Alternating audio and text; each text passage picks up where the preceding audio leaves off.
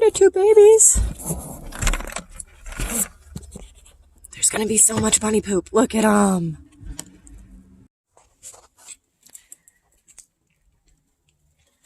So this is the biggest guy that we got.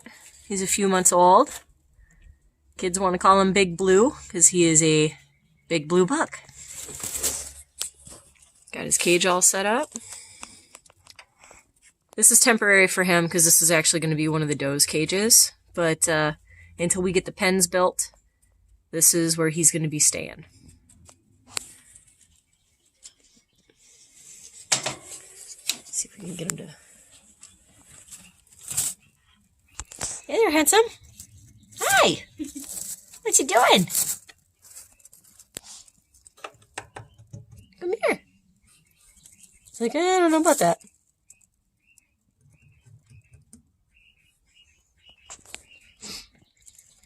Good boy.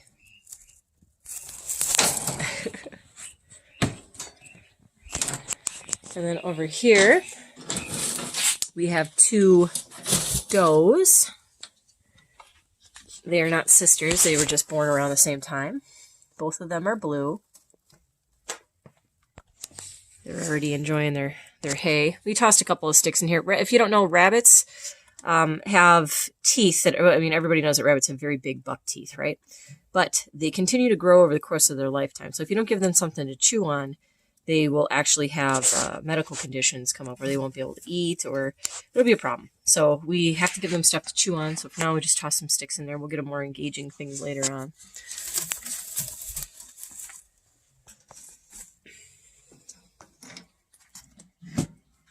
Hi, little girls. Hi there. And they will each have their own hutch. Hi. Silver fox are really well known for being gentle.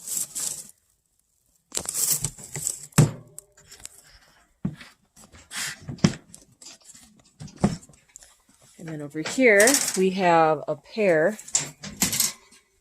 They are sister and brother, but they're the youngest. So they're okay being together for now because he's not sexually mature, neither is she.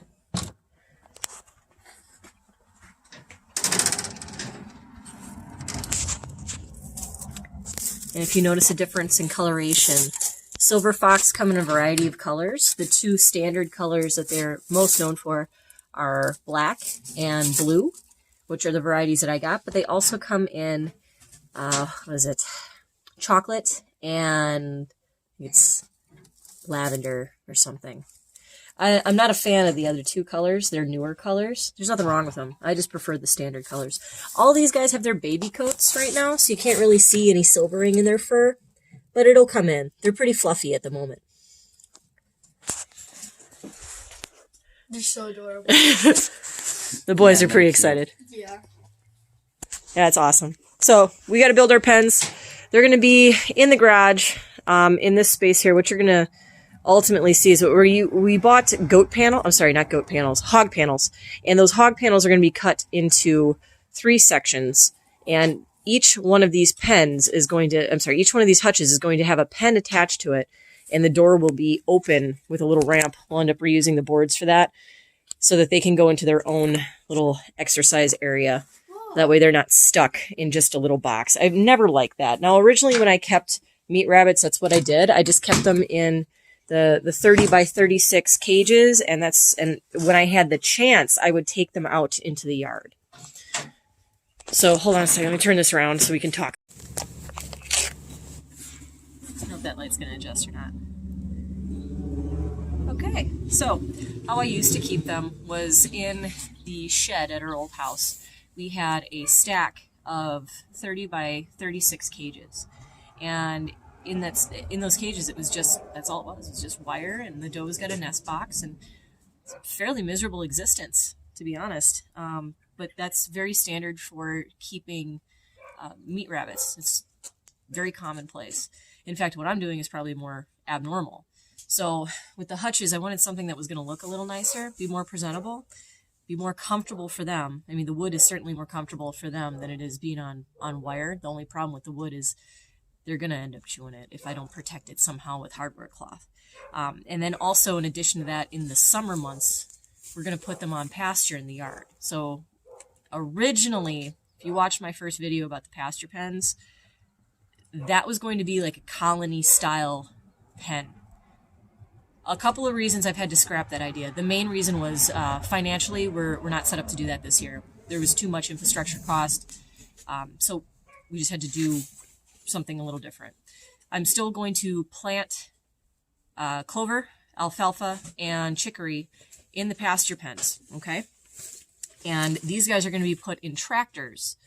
And if you don't know what that is, it's just going to be something similar to a hutch. It's going to be longer, though. So they have space to be out on grass. And they'll be on fresh grass every single day. So that grass will also have the clover, the alfalfa, and the chicory in it. So they're going to get a balanced diet that way. Now, they will also still continue to get pellets. And obviously, they're going to have water out there. I still have to provide them that. And that is more humane than just keeping them in cages. But they still don't have the freedom to roam and get into trouble, though. Now, rabbits are actually very social animals.